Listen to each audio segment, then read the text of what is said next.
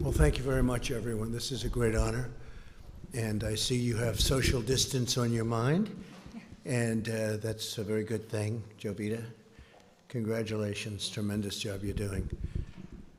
I want to thank everyone for being at the White House, a very special house, a very special place, no matter where you go in the world. I love the White House, and being here in the East Room of the White House in particular, where so many important functions have taken place over the years.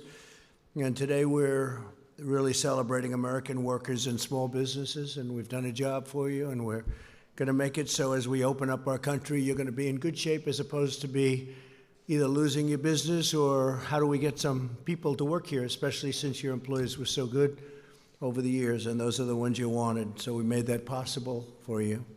We're delighted to be joined this afternoon by representatives of several incredible small businesses from across our country. Also with us, our Treasury Secretary, Stephen Mnuchin. Steve, thank you very much.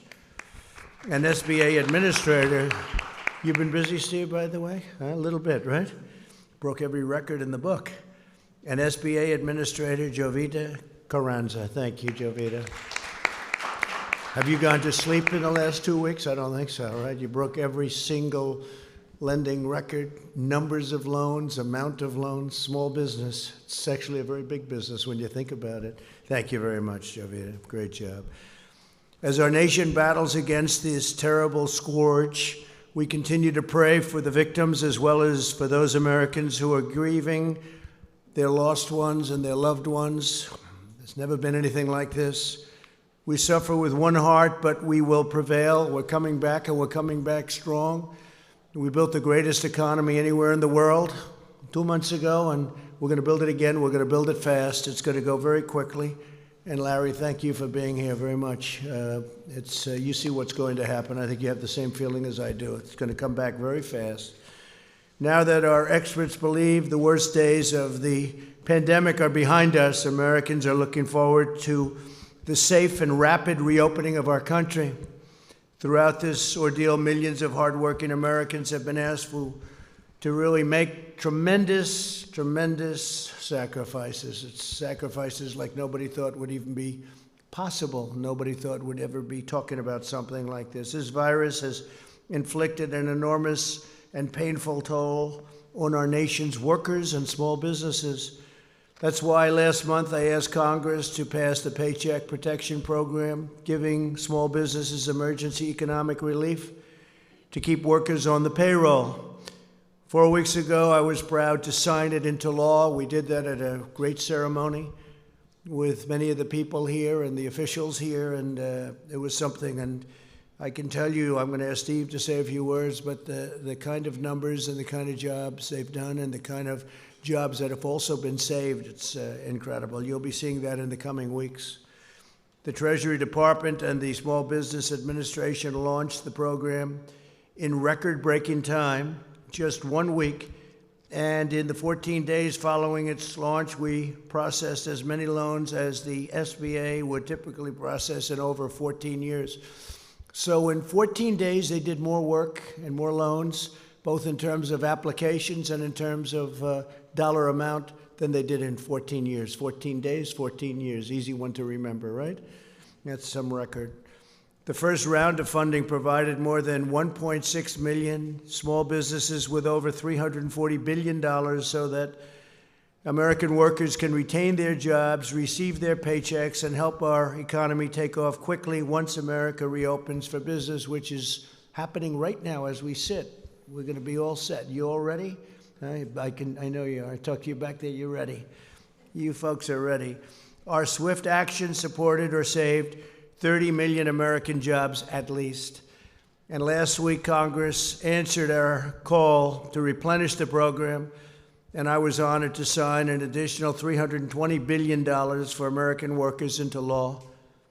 At least $60 billion are reserved for community financial institutions, including those that serve minority and distressed communities. And that's also, when you think, it's African American communities, it's Hispanic American communities, it's Asian American communities. We began accepting applications for the second round of funding yesterday, Demand is extraordinarily high, and there are already twice as many users accessing the system as on any day under the first round. And one of the things that the Secretary of the Treasury told me is that the amounts are much more loans at much smaller amounts. And we like to hear that because we're looking at the small amounts, the smaller businesses, and that's what we want. Nonetheless, we're processing loans at a pace never achieved before. In the first 24 hours of the second round of funding, we've handled over 30% more loans than any previous day of the program. So far, we've processed an amazing 450,000 loans totaling over $50 billion. That's in phase 2. That's incredible. Along with Administrator Carranza and Secretary Mnuchin, Ivanka has played an essential role in spearheading this important program. Incredible role. That's what she wants to do. She wants to help people. From the beginning of my administration, Ivanka has used her experience as an entrepreneur to fight for the American worker. She's created many jobs. That's what she did when she first came in. She just wanted people to be able to get jobs and job training. Went to the biggest companies anywhere in the world that are located in our country, and they would take hundreds of thousands of people and train them. And I think you got up to almost 15 million people, right? 15 million. She started off with a goal of 500,000. She wanted to get 500,000, and she is now on almost 15 million people. And I'd like to ask, if I might, Ivanka, to say a few words as to what's exactly happening today, what's happening over the next week, and what her views are for what's going to happen over the next period of time. It's going to be something I think it's going to be very special and bigger and better than anybody really understands. Let's see if I'm right about that. Ivanka, please.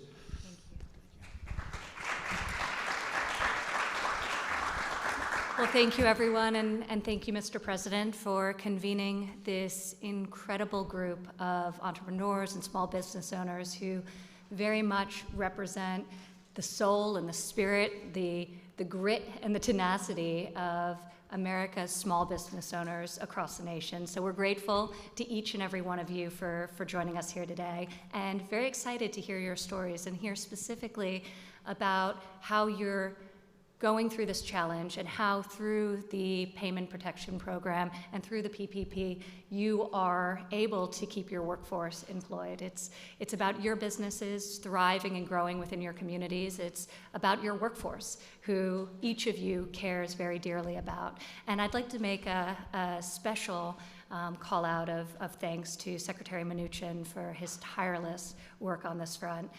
So if you'd like to come up and join us, we would appreciate that, Secretary. And SBA Administrator Carranza, thank you. You have been such a champion for America's small business. If you'd also like to come up and join us. And Larry Kudlow, thank you for all that you do in fighting for American workers. With that, I would like to kick us off by introducing Amy Wright to come up to the stage and share with us a little bit of her story. She has created an amazing business that stemmed from personal experience and very much her heart, and it's been an honor getting to know you, Amy, as you really embody the spirit of small businesses around this country. Amy, because of the PPP program, was able to rehire the 120 workers that she was forced to lay off. And now those workers, all of which have some form of disability, are able to bring cheer and bring comfort to your clients as you're serving them. So Amy, if you'd like to come up and share your story. And Michael, her great colleague, is here today as well, who could share his perspective. Thank you, Amy.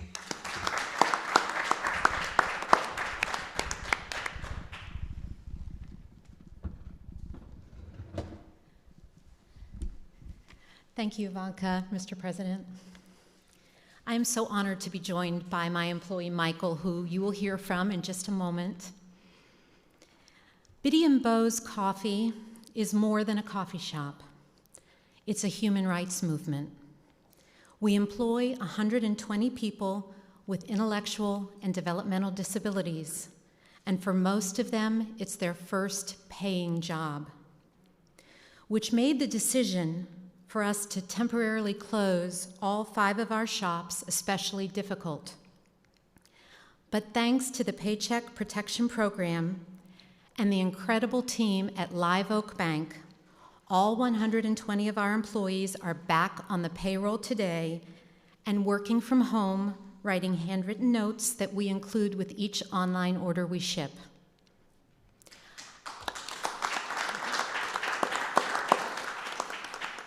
I know everyone is ready to return to normal, but I believe it's time for a new normal, one where people with disabilities are valued, especially in the workplace. As a recipient of the PPP loan, we will continue to take up the charge and help everyone, especially people with disabilities, pursue the American dream. And Michael, would you like to say? Sure. I just hope this thing isn't too big for me. So to you, President Trump and Ivanka, thanks a lot for inviting us. Thank you, Mr. President, for having us. I love my job, and I am excited about going back to work. At B&Bose, we like to use the phrase called not broken. That means me and all my amazing coworkers are not broken, and we have lots to offer. I know the great country of the United States isn't broken either. So on behalf of myself, Megan, and Amy, and all the employees of B&Bose, thank you for inviting us over. Thank you very much, Michael. Thank you. You guys are our family. Love you guys.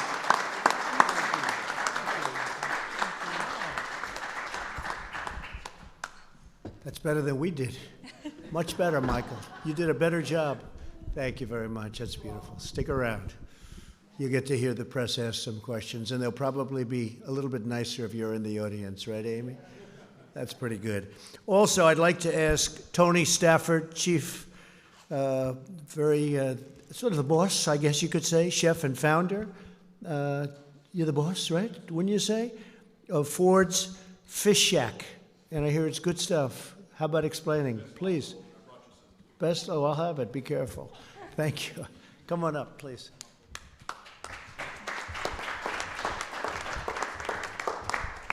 Thank you. I'm here representing, well, thank you, first of all, for inviting Mark, my great employee, with us.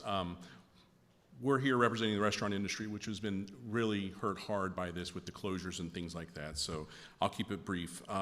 I'd first like to thank the President and the Vice President for leading us through that pandemic. It has devastated our restaurants. Over the last 6 weeks, my 3 restaurants have been devastated. Dining room closures, had to furlough over 100 people. That was an incredible hard phone call to make about 6 weeks ago and tell the employees I've never had to lay off a single employee that I just don't have a space for you.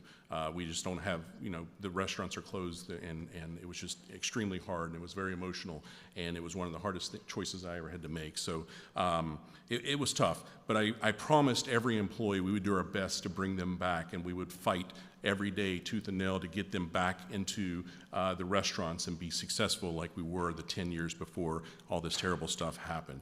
And now with the help of the PPP loan and the success of the PPP loan that we were able to get, I'm going to be able to keep that promise and bring every one of those employees back. So thank you, Secretary Matucci. Thank you. And it's been awesome to be able to tell them that we're going to weather this storm, and we're going to get through this, and we're going to be stronger and more agile once this is over. The one thing that you can see with the restaurants, we're surviving out there. We're doing things that we didn't do before with carryout and curbside and delivery and all those meal plans. Those things are awesome to see my fellow industry leaders out there doing in the restaurant industry. So I commend every one of those restaurants that's fighting to survive out there. And so thank you all for that. We will get through this. We will welcome our guests back, and once our state opens up, we'll welcome them back and thank them for their support through all this. I have amazing stories of guests coming into our restaurant the day after the closures to just give us tips, give us cash to give to our employees we had to furlough. So those great stories, that will not be forgotten from any of our guests. So thank you for that. And I look forward to the one day when all restaurants and all small businesses can reopen and be as successful as they were before. So thank you very much. Mark? Fantastic. Thank you. So my name is Mark Underwood. I am an employee of Ford's Fish Shack, so I am a living example of what your plan has done. I'm a husband, father of 5. My mother lives with me. And just listening to Tony talk about that day when the layoffs happened, it's a little emotional. But with the PPP It has now given life to my family. It has injected hope in our business, and it's allowing us to fight the fight. So I appreciate it from everybody on your team to help us get through this issue that we're going through. So thank you very much. We're gonna help you. Thank you. Is he a great chef or a good chef? He's a great chef.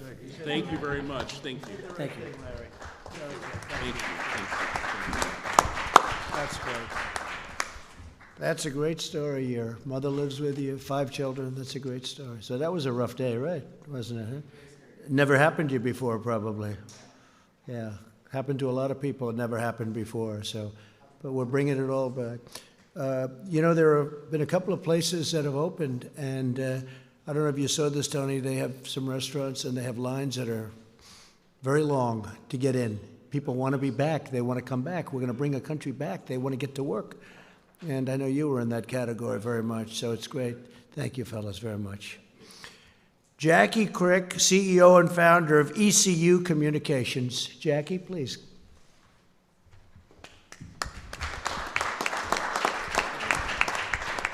I'll move that down, Jackie. A little short, so. I'll get in trouble for touching it. They'll say, he touched the microphone. What am I going to do? Thank you, Mr. President, Ivanka, Secretary Minuchin, and Administrator Carranza. It is a pleasure and an honor to be here. My name is Jackie Crick.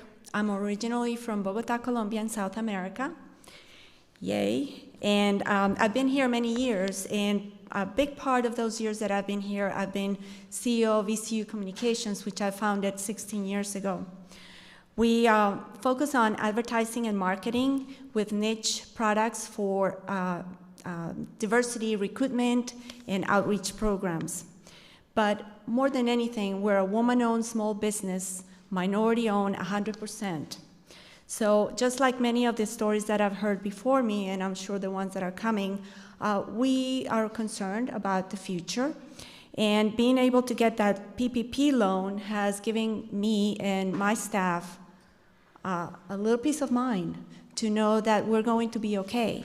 Just at the end of February, I hired 3 more staff members. We're 30 now. So when we heard the news about going home and working from home or not being able to work from home, you know, the first thing that goes to your mind is, how am I going to support or tell these folks that they need to go? Being able to get the PPP loan has given me the ability to have that peace of mind that I'll keep them, their treasured staff, and I'll be able to continue to focus on my program. Thank you so much for what you do, for your leadership. Thank you. Great job. Thanks. Thank you, Jackie. Great job.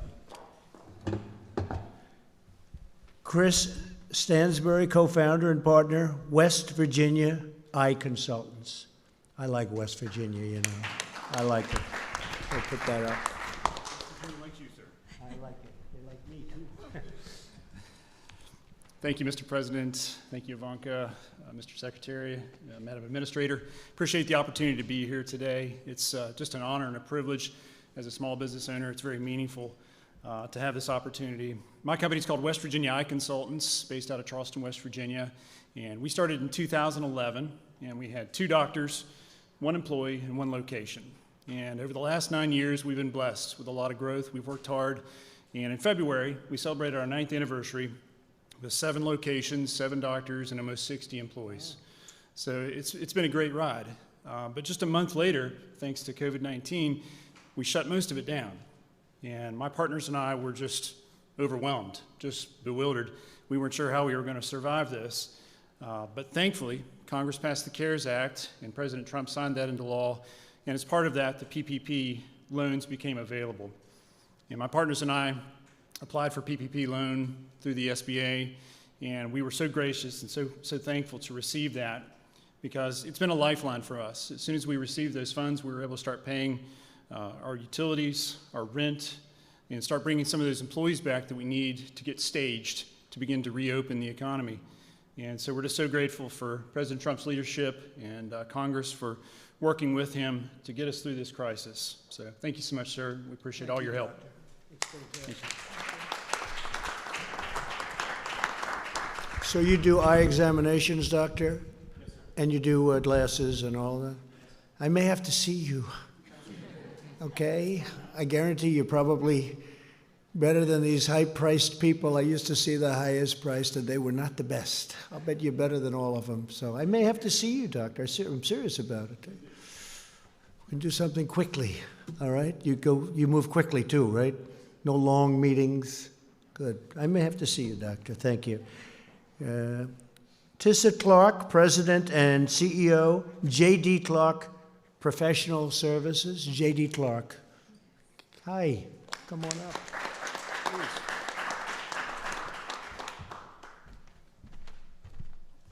Thank you, Mr. President, Ivanka, Mr. Secretary, and Madam Administrator.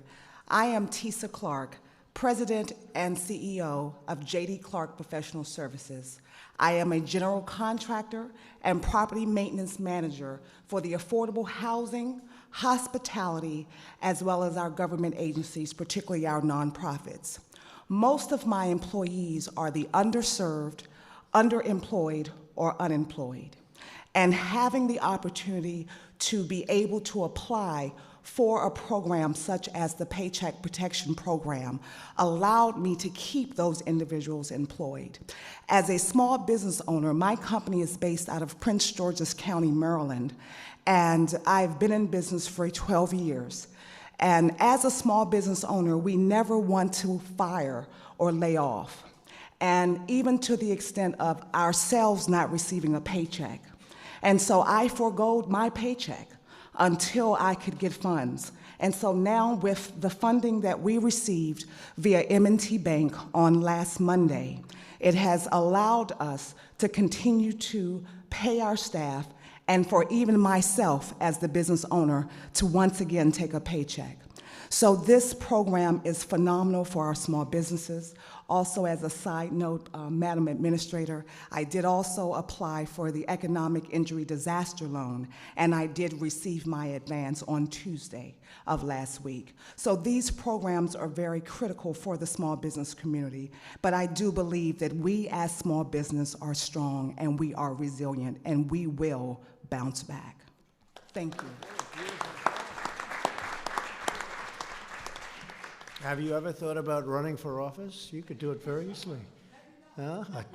You are something. That's a very good job. Thank you very much. Luke Bernstein, Executive Vice President, Chief Retail Officer, and Chief Communications Officer for Orrstown Bank. Come on up, Luke.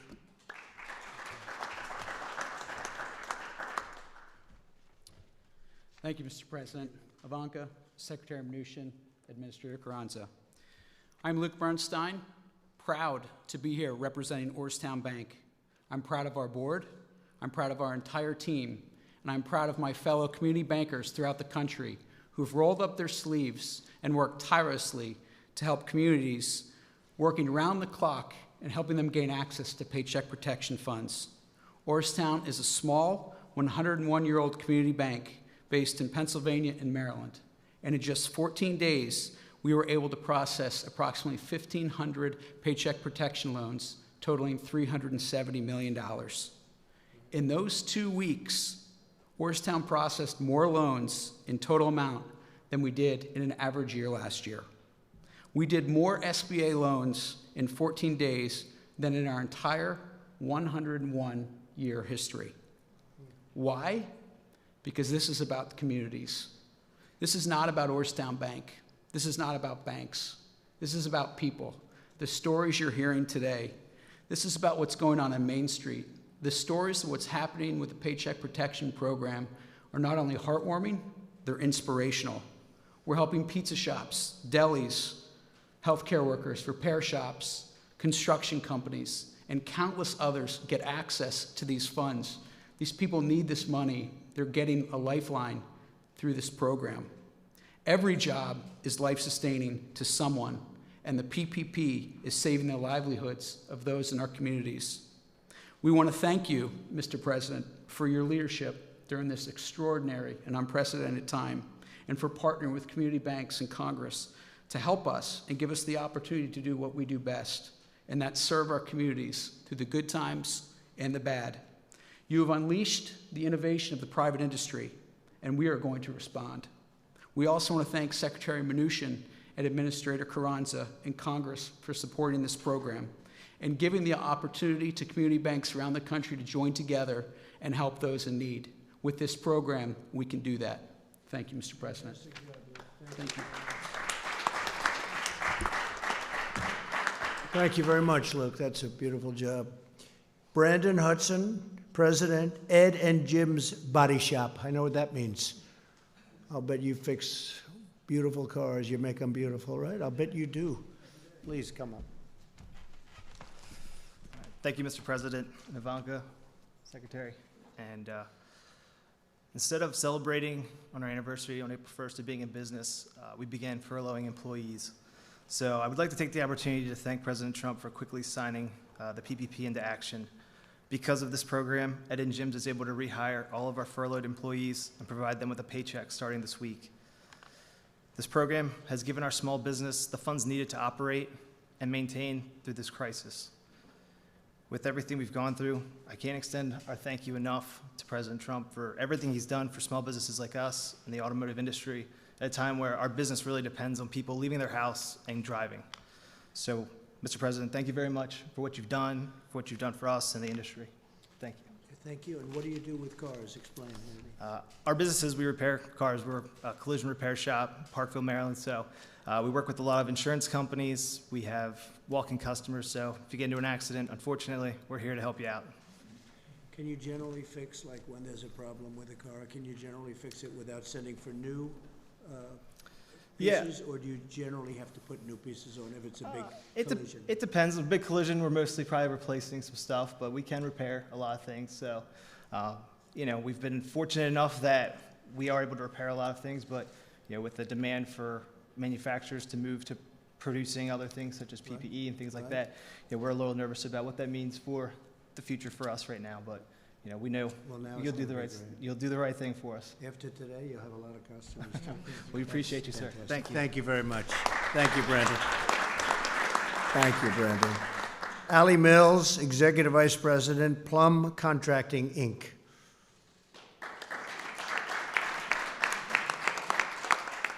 Would you like to have, come on up here. He was so good. Put that mask on the way you had it. Thank you, President Trump, Ivanka, Secretary, Madam Administrator. I am here representing the highway industry. Plum Contracting is a third-generation union highway and bridge contractor in Pittsburgh, Pennsylvania. With Pennsylvania's winter construction shutdowns, we have been left with little revenue coming into a new season. COVID-19 abruptly halted all highway work on March 16th in our state. With very little revenue at this point of the season, we were forced to sadly lay off a majority of our employees, about 125, which included trades and management. There were a lot of sleepless nights and fear of losing it all. The Payroll Protection Program was and remains the engine that is carrying our business through this shutdown. We wouldn't survive without it. With our PPP approval, by May 1st, we anticipate our company running at full capacity when the highway industry is permitted to return back to work. We applaud you, Mr. President, for your interest in the welfare of America's small business and the American worker. And thanks to all that, my company will be here to work on a big infrastructure program very soon when you're ready to do that. Good. Thank you. Very much. Thank you. I was with Governor Ron DeSantis of Florida, which is interesting from your standpoint because we talked about the business that you're in, and he noticed that right into the immediate shutdown, he noticed there was very few cars on the road, and he did very opposite of what a lot of governors did. He said, "This is a great time to fix our roads and highways," and I said, as soon as he said it, this was in the Oval Office 2 hours ago, he said, "I noticed there was very few cars, and isn't that better than fixing them during rush hours and when there's traffic and when it's booming, like hopefully over the next few months it's going to be again, just like it was before, the best we've ever had, and then we had to close it down." So he's fixing roads and bridges and doing a tremendous amount of work during this period of time, and I thought it was very smart. So it's a little bit the opposite, but to each his own, right? To each his own, but it made a lot of sense to me when I heard it. I'd like to ask Secretary Mnuchin to come up and explain just a little bit about how well it's going, how the kind of numbers, the kind of records, to a point where there's never been anything like this, loans coming in, and how the loans are actually smaller than in phase one, and that makes us happy because that means smaller businesses, and that's where that's what we're looking at, that's what we're aiming at this time. Please, Steve. Thank you, Mr. President, and Ivanka, thank you for putting this together. Your stories are the stories of the 60 million American workers that are going to have the benefits of the close to $1 trillion that the President and Congress have invested in small business to protect you and put you back to work. That's over $650 billion in the PPP. That's over $300 billion in disaster loans, and that's over $20 billion of grants. And I know the press has commented on a lot of big companies that inappropriately took the money, and we've been very clear. We announced today that any loan over $2 million will have a full review for forgiveness before they're repaid, because this is the story of small business here. And I am so pleased to see how this is working. So thank you, Mr. President. I'd also just like to comment, we're going to be up to close to 120 million of direct deposits and checks for the economic impact payments. If you have not received it yet, please go to irs.gov, get my payment. We made some corrections to the website over the weekend. Please go on and check your payment. If you haven't received your payment, upload your information so we can get you the money. The combination of the direct payments, the PPP, the disaster loans, and enhanced unemployment insurance is the investment that the President has made in American business and American workers. Thank you, Mr. President. Thank you very much, Steve, very much. And on the enhanced, thank you. And Steve, on the enhanced payments, we're really looking to the state to give that out. And unfortunately, some of the states have very old computerized equipment from many generations ago. But they have the money to give out, and they'll give it out as it comes, and hopefully they'll be able to do the job. Some states have been very efficient, and others have had a hard time, but you'll work with the ones that have had a hard time. But we rely on the states, and we are relying on the states to get it out as quickly as they can, considering especially some of the equipment they have. Maybe now they'll be able to buy new equipment, right? When we get all finished, we'll have nice new computerized equipment so they can do it. With that, if you'd like to ask a few questions, I think this would be a good time, because with these incredible people, this is the media. You've heard me talking about it on occasion, seldom, right? But on occasion. And I think with you in the room, I have a feeling that they'll ask me much nicer questions. They'll tone them down, right? And thank you for the apology. I appreciate it. That was very nice. Yahoo. I appreciate it. It was very nice. Yeah, go ahead. Jim, go ahead. Yes, Mr. President. Today, the U.S. hit a grim milestone of 1 million cases of the coronavirus. Back in late February, you predicted that the number of cases would go down to 0. How did we get from your prediction of 0 to 1 million? Well, it will go down to 0 ultimately. And you have to understand, when it comes to cases, we do much more testing than anybody else. So we could go to some of these other countries, you know, as an example, China. If you test, you're going to show many more cases. So we're doing more testing than any other country in the world by far, which we just discussed over in the Oval Office. So we're going to show more cases because we're doing much, much more testing, double anybody else. Somebody said if you add everybody else combined, that would be a number. And it will be at the appropriate time, it will be down to 0, like we said. Weren't the experts at the time saying that the number of cases would go up, we would have community spread? Well, experts, yeah. Warning about this. Right. Also, experts, many very good experts, very good people too, said that this would never affect the United States. It wouldn't affect Europe. It wouldn't affect anything outside of China. So we were listening to experts, and we always will listen to experts. But the experts got it wrong. A lot of people got it wrong, and a lot of people had no idea it would be this serious. I listened to experts. I'll tell you what, I did something that the experts thought I shouldn't have done. I closed down our country and our borders. I did a ban on China from coming in other than U.S. citizens. And we did very strong checks on even our U.S. citizens. Ron DeSantis was telling me before that when they came in, people were put into quarantine, people were checked, and we're doing that now. So, yeah, I think we did something well ahead of schedule. We did that at the end of January. People were talking about this wouldn't have an impact, as you know, even into March. So I think we've done a great job in the sense that we were early.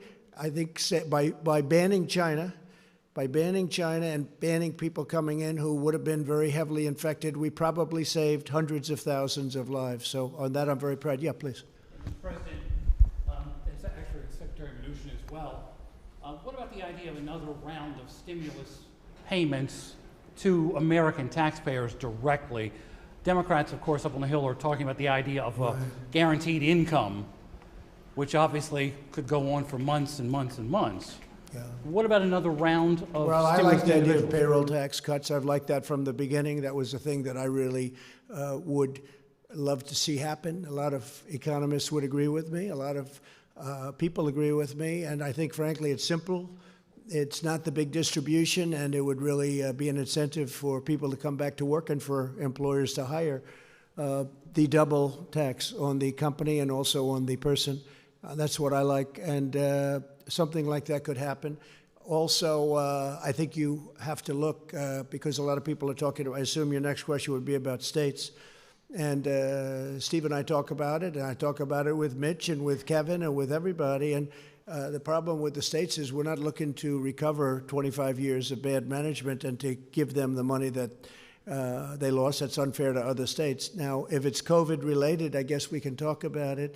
But we'd want certain things also, including sanctuary city adjustments, because we have so many people in sanctuary cities, which I don't even think are popular, even by radical left folks, because what's happening is people are being protected that shouldn't be protected, and a lot of bad things are happening with sanctuary cities. But that's just standing up here answering this question. That's one of the things I think about.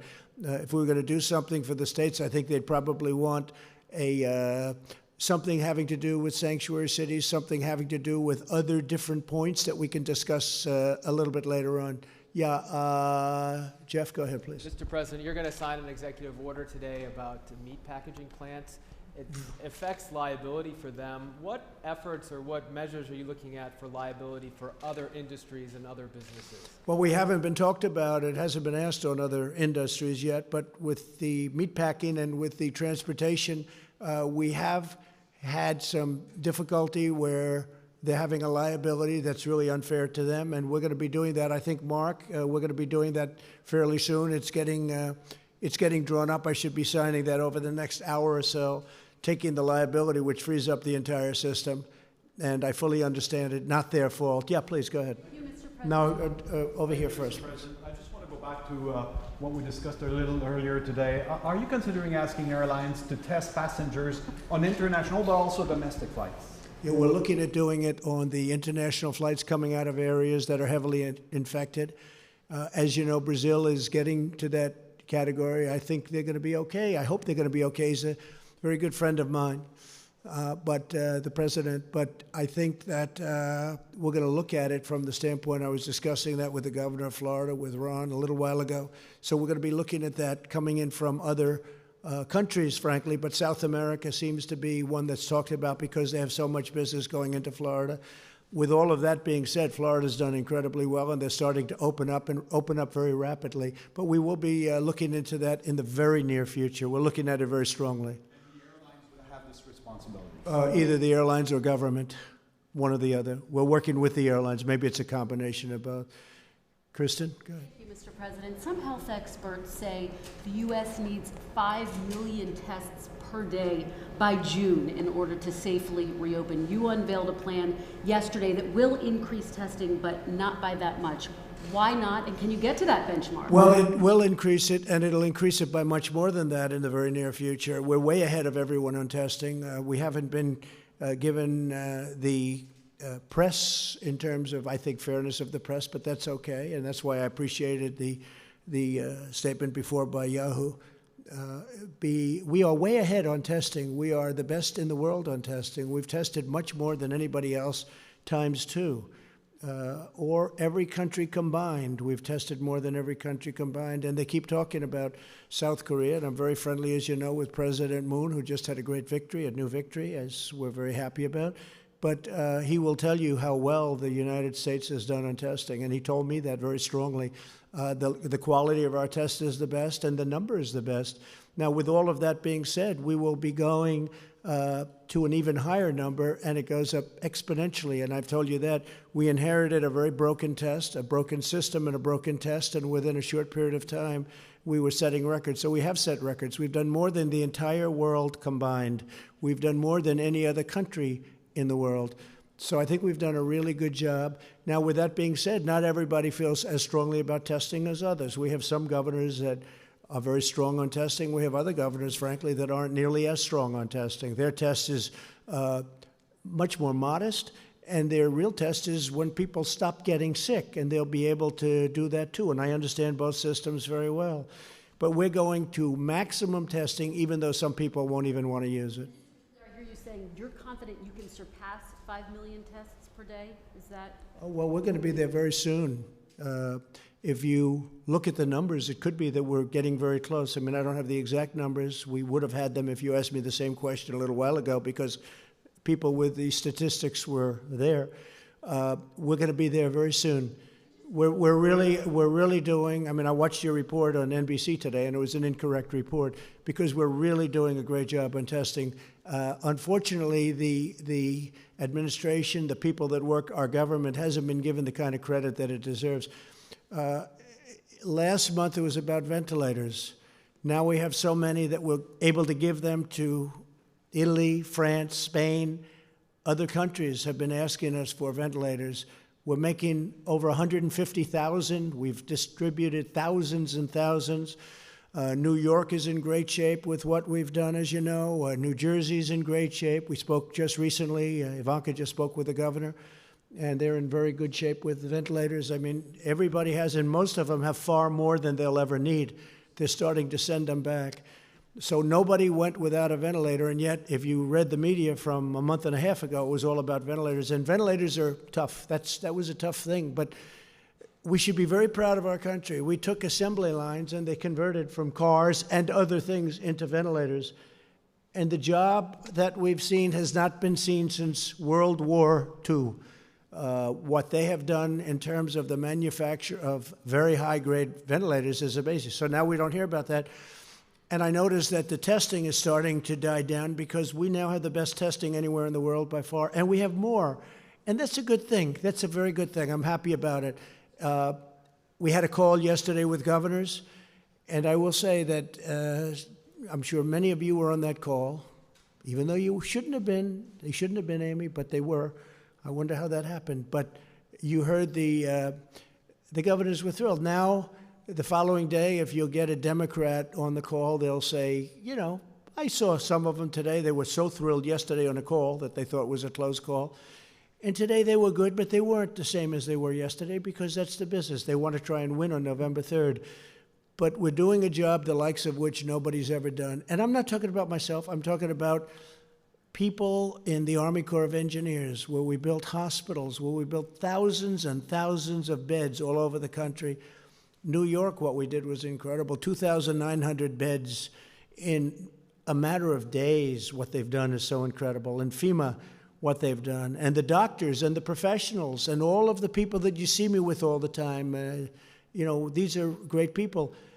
And they've really done a great job. And now our country's opening up again, and I think it's going to be very, very successful. I think that, I mean, Larry is here.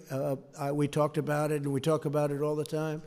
I think that third quarter, it's obviously a transition quarter, but I think it's going to be okay, maybe better than okay. Larry thinks better than okay, I think even more so than I do. And then I think fourth quarter will be great. And I think next year is going to be a tremendous year for this country. Jennifer?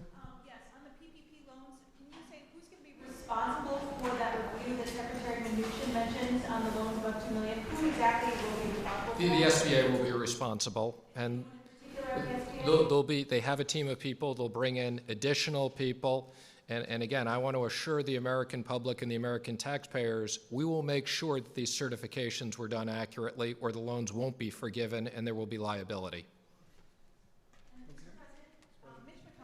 Today told some Republicans on a phone call that he does not want to fund infrastructure in a coronavirus stimulus bill. Do you have a reaction to that?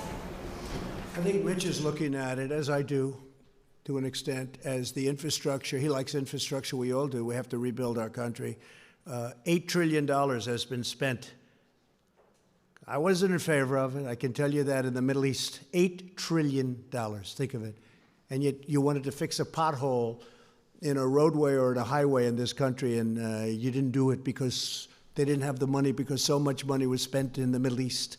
Well, that's, as you know, a whole different story now. And we want to do infrastructure, but a lot of people, a lot of the Republicans would like to keep that as a separate bill.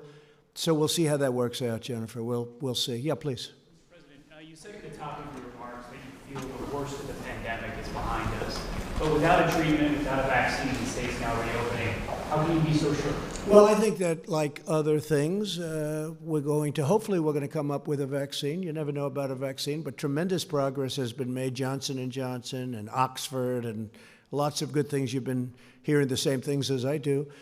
Tremendous progress has been made, we think, on a vaccine. You always have to say think, and then you have to test it, and that takes a period of time. But a lot of movement and a lot of progress has been made on a vaccine.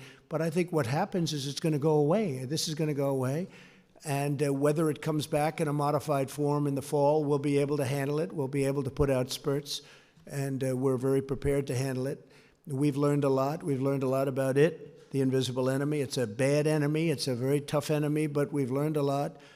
It's in 184 countries, as you hear me say often. It's hard to believe. It's inconceivable. It should have been stopped at the source, which was China. It should have been stopped very much at the source, but it wasn't. And now we have 184 countries going through hell. But I think that a lot of good things are going to happen, and I really believe that fourth quarter is going to be maybe tremendous, and the next year I think has a chance to be really getting close to record setting. We hope so. We hope we can be back where we were. We had the strongest economy anywhere in the world, and I hope we're going to be back there again. Go ahead, please. Mr. President, you've spoken about your friend who passed away. I was wondering if you've spoken to the families of anyone else who has lost loved ones to COVID-19, if there's any particular stories that have affected you. Well, I have many people. I know many stories. I've spoken to 3, maybe I guess 4 families.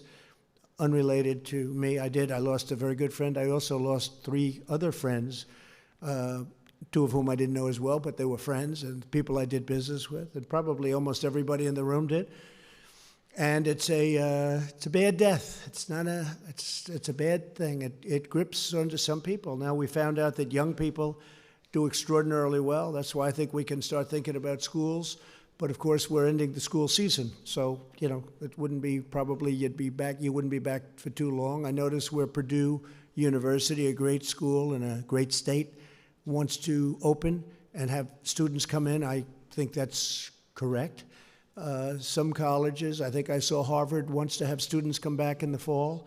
I would hope that they'd have students. I think that the whole concept of computer learning is wonderful, but it's not tele-learning. But it's not the same thing as being in a classroom in a great college or a college of any kind, college, university. There's nothing, you can't replace that. So hopefully they're going to be coming back. Young people do very well with this horrible scourge. They do very well. So I am going to see you tomorrow, and we'll have other things to talk about. We have a lot of interesting things. I don't think we should have a news conference today because this is a news conference. In addition, it's a celebration of these incredible people that have done such a good job. And I think we found a couple of stars in this room today. I won't tell you who, but there are a couple. This guy right here is the biggest star in the room, right? We'll all agree he's the big. I vote for you, okay? Great job you've done, and I really appreciate it, too. I appreciate you being here. Couldn't have done better. Megan and I and Amy would like to know if you and some of your hostess staff members, bodyguards, or anybody in your company would like to come to Annapolis to our company. Be careful, that could happen. That could happen. Be careful. We'll have to do that, Amy. I think maybe we could do something like that. You're very good. He's stolen the show, right? Do we agree? Doc, I'll tell you, I'm getting ready with the eyes. Come on with me if you want. Do a quick one.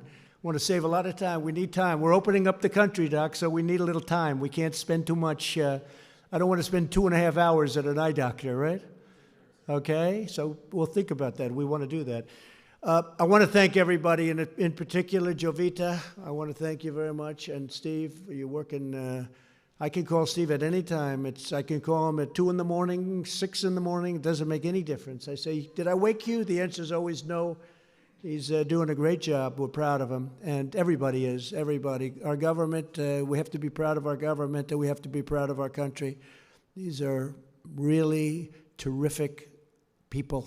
We're going through a period of time, the likes of which we've never seen in this country before.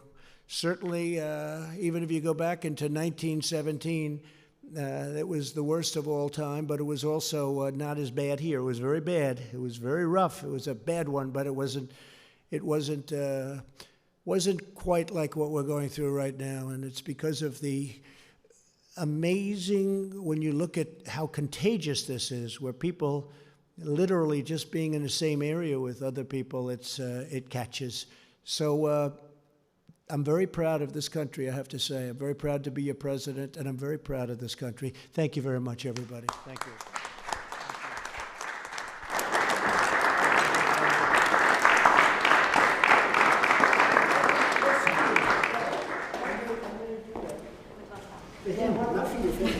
We're at 124 Dock Street in downtown. 124 Duck Street.